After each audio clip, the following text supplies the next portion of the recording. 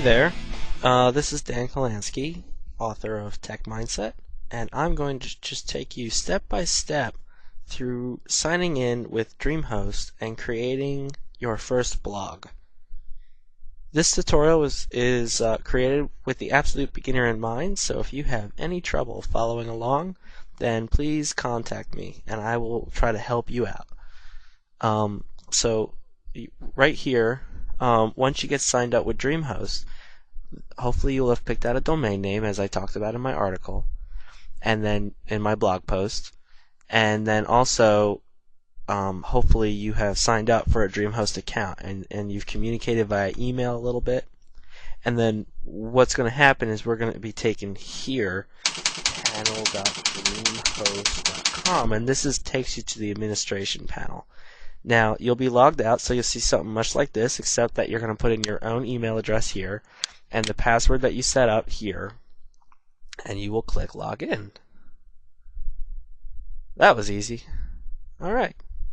Once here, then you will see that you're at the main menu with the overview, and it says let's get started.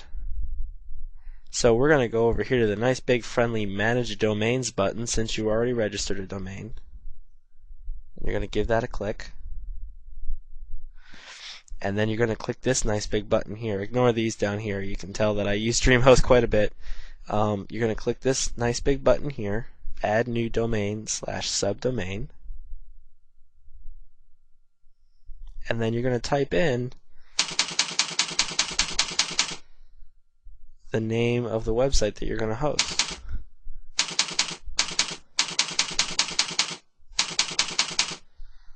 Just like that. Okay? And then you will probably either you won't have a user and you'll have to create a new one, or you'll have a user already set up as part of the hosting account. Chances are you won't have one, so you just go ahead and set this to create new user, and then you'll type in the username that you want. And it's going to take you on the next screen to give you the username. And actually, I'm going to back up and we're going to just cut that out. So actually, the domain name that you want to enter here, I apologize, is going to be your blog's domain name here.com, or whatever the name of your blog's domain name is that you just registered with Dreamhost. You can leave this alone. You can click both. If you want to use Google Apps, then you can go ahead and do it like that. And if you want to use Gmail for all your email, then you can leave that checked. If you don't, then you can just uncheck those boxes. You can enter the text, and then you would click Fully Host this domain now. Okay? And then if you're creating a new user, it'll take you to the next screen to set up a user with your username that you enter in there, and you'll enter in a password for that user. And the rest you can just leave the same on that screen and move on to the next one. And it will say that congratulations, your domain will be set up within 10 minutes. Now, let me just take a minute to let you know. Excuse me. Let me just take a minute to let you know that if you registered for a domain and then immediately went and started this procedure, your domain name might not actually work right away. Domain names take sometimes up to 72 hours to work properly, so you might have to wait a little while before your domain name actually starts resolving, is the word for it, to Dreamhost. But that aside, you can still finish this tutorial, it's just that it might not work right away. So once you do that, you can go over this main menu here, and we're going to click Goodies, because they're goodies. And you click one-click installs, and we're going to set up a new WordPress web blog. Alright? We're going to click Install New Web Software, Advanced Mode, because we're advanced. And you'll see right at the top WordPress. The version number might change because they update WordPress quite often. And then so you just get that one checked. These are all other softwares that you can install. You're going to click Install To, and you're going to pull down, and it should be the domain that you just set up a few minutes ago. Remember that it takes 10 minutes for Dreamhost to get it in their system once you set it up in that process we did just a few minutes ago. But you'll pull down, you'll grab your domain name. Yeah, I got a lot of domains. It's crazy. Anyway.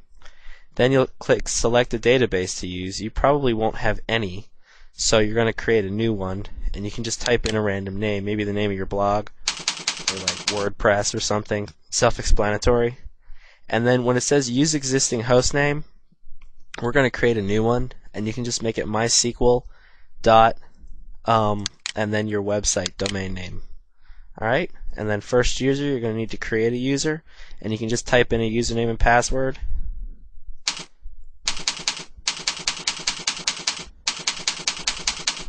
Okay? And then you'll click install it for me now. And it'll go. And I'm not going to give it a click because I don't need another WordPress blog. As you can see, I have plenty of domain names. But once it clicks, then it's going to take about 10 minutes, 5 to 10 minutes, and they will email you when they're done installing it. And then you will have WordPress installed on your website. And what you'll do is you'll go to your website's domain name, and it'll run you through the setup wizard, which consists of one step, which is essentially, if I remember correctly, pick a username and password, and then you're done. And you should end up with the username admin, and actually I think they assign you a password, so make sure that you save the password. I think you type in an email address and the name of your blog, and it'll take you to your blog. And that's all you need to know for today. So alright, I hope this tutorial was helpful to you. You can follow through, back up, feel free to rewind, and run through it again, and we can show you a little bit more about, and in future blog articles I'll show you a little bit more about how to configure and use WordPress. So alright, I will talk to you soon.